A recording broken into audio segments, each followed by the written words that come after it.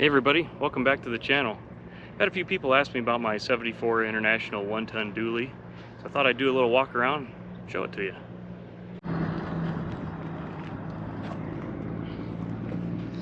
So I found this about 12 years ago up in northern Wyoming, almost to the Montana line. It used to be a fire truck, but it had been left in a field to rot.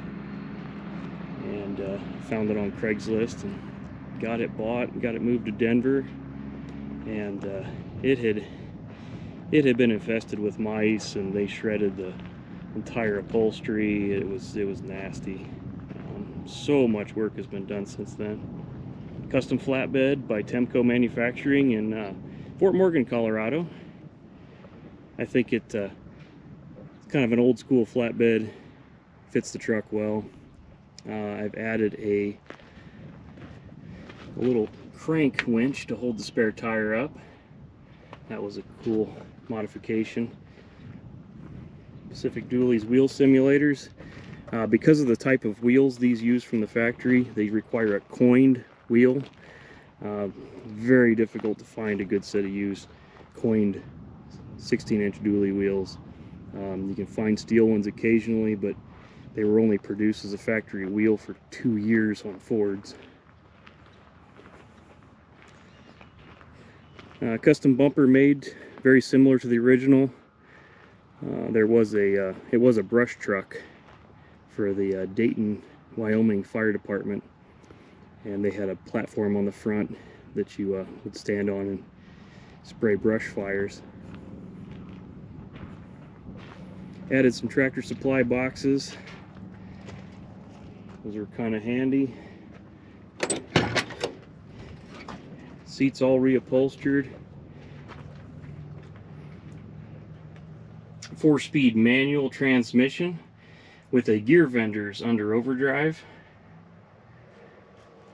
Makes it the equivalent of driving a truck with 410s instead of the 488s that it has. Added a sliding rear window, an aftermarket one.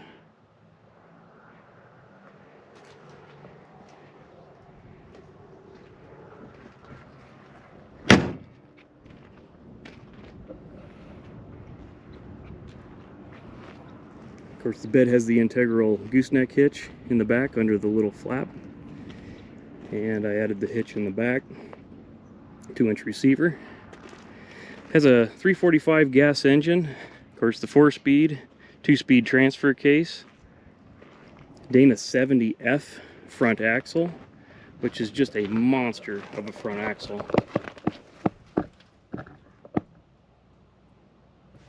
The rear axle is an RA15, which was a international corporate rear axle used on many of the heavier light duty and lighter medium duty trucks. We repainted it, and it's 11 years now on this paint job. It's held up decent, but we've had to buff it a few times.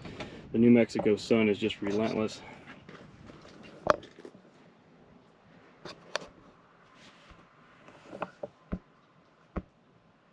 And yes, those are original miles, 14,906. I did a retro sound radio. I'm not real happy with it. It's their first design. It worked well when it worked, but it didn't last but maybe a year, and it no longer works. Same thing in my Scout. Really disappointed in that. 10,000 pound GVW.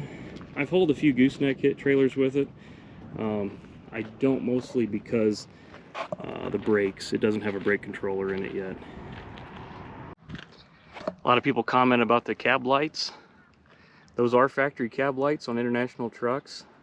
These do actually, if you look closely, they say international on them. And they were available aftermarket through Signalstat. However, they've been discontinued for quite some time. But I thought I'd show off my red flatbed. Thanks for watching. Stay tuned for more.